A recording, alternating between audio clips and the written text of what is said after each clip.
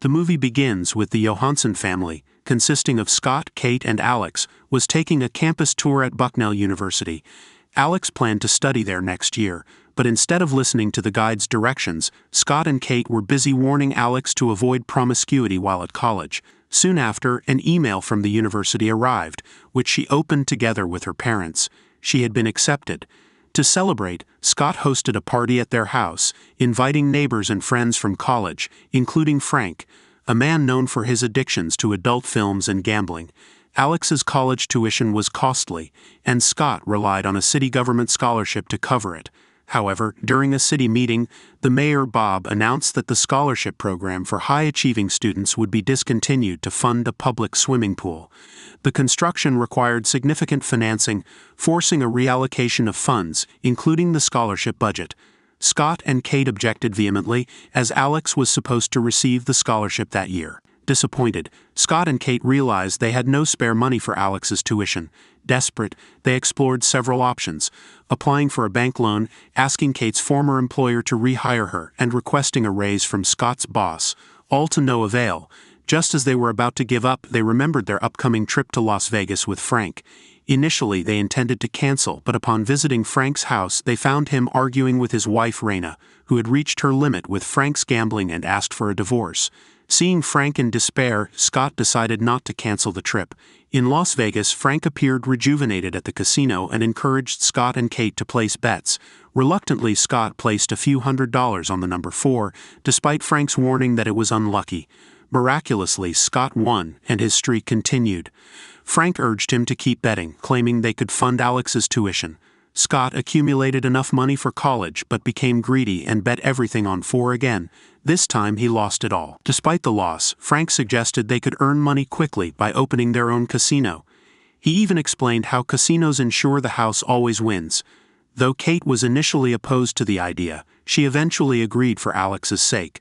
Frank converted his house into a secret casino, taking advantage of its high fences and soundproofing. The casino gained traction, with new players arriving daily.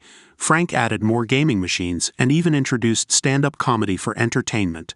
In the first week, the casino ran smoothly but suffered a $3,500 loss when several players won big. By the second week, Frank installed 5 safes, each capable of holding $100,000, aiming to collect $500,000 to split among them. The increasing number of visitors brought new challenges. One day, a fight broke out between 2 players, Reggie and Garvey, over a lost bet. Frank unexpectedly turned the altercation into a boxing match, allowing other players to place bets on the outcome. The fight ended quickly, with Garvey being knocked out in one punch, leaving some bettors like Martha unhappy with the result. Her dissatisfaction led to another fight in the ring, this time between her and Laura. Their evenly matched brawl escalated until both were knocked out simultaneously, leaving no winner. All the betting money belonged to the bookie, and added significantly to the casino's income. Frank decided to expand the business by adding a swimming pool area and a massage parlor to make visitors feel at home and encourage them to spend more time at the casino. At the weekly City Hall meeting, many residents were absent for no apparent reason. After the meeting, Bob called an officer named Chandler and asked him to investigate what was going on in the city. After several days of surveillance, Chandler discovered that a supermarket parking lot was always full at night. Monitoring the area, he spotted a suspicious visitor and followed him to the back of the supermarket. Rather than confront him immediately, Chandler returned the next morning. In the forest, Chandler encountered Frank, who was seen putting something in his pocket. When Chandler questioned him, Frank quickly took out his phone and accused Chandler of trespassing. Despite this close call with the police, Frank faced another problem: a cheater at the casino. Frank identified the cheater through CCTV and intended to confront him. Initially, they warned him verbally, but their amateurish approach emboldened the cheater, who laughed them off.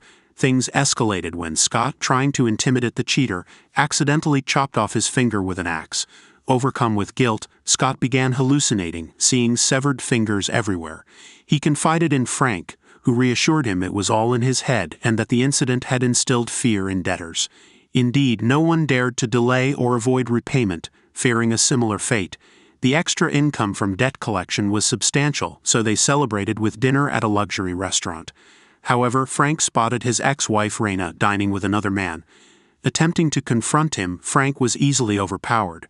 Chandler was called to defuse the situation, warning Frank to avoid causing commotions.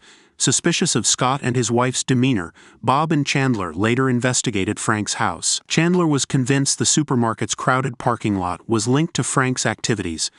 Upon entering the house, they discovered it was a fully operational casino filled with gamblers and slot machines. When the police arrived, the patrons fled, leaving only Scott, Frank, and Kate.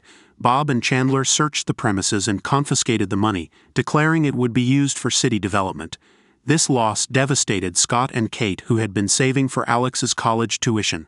Scott wanted to quit the gambling business, but Kate refused. She called back their customers, successfully reopening the casino. However, their success attracted two unexpected visitors: Alex, shocked to see her parents running a casino, and Tommy, seeking revenge for his subordinate's severed finger. Tommy demanded compensation, threatening Scott and Kate. When they explained they had been robbed, Tommy grew angry and took Alex as collateral. Scott, with Kate's help, attempted to free Alex by cutting the handcuffs with an axe but accidentally severed Tommy's arm instead. Chaos ensued when Kate, armed with a flamethrower, tried to scare Tommy but accidentally set him on fire, and the fire spread, burning down Frank's house and everything inside. With the casino destroyed and their money gone, Scott and Kate admitted to Alex that they couldn't afford her tuition. When Alex learned that Bob had confiscated the funds, she resolved to get the money back.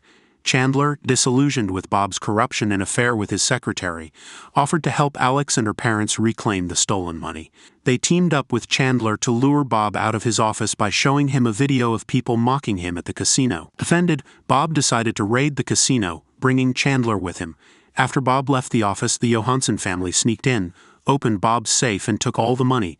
Fortunately, Bob had stored all the cash in a suitcase, so retrieving it was easy. However, as they exited the office, Bob's secretary spotted them and immediately informed Bob. Bob rushed back and intercepted them just as they were about to escape.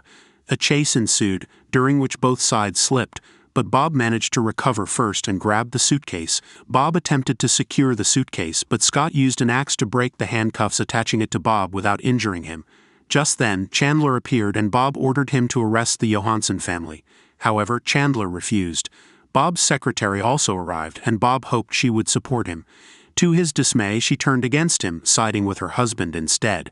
Left alone and furious, Bob admitted he had used the city budget to fund his affair. Unbeknownst to him, his confession was recorded on camera. Realizing this, Bob fled the scene. Finally, Scott was able to take the money home in peace. The funds were immediately used to pay Alex's tuition fees at Bucknell University, allowing Alex to continue his studies. Thank you for watching. Don't forget to subscribe. See you in the next video.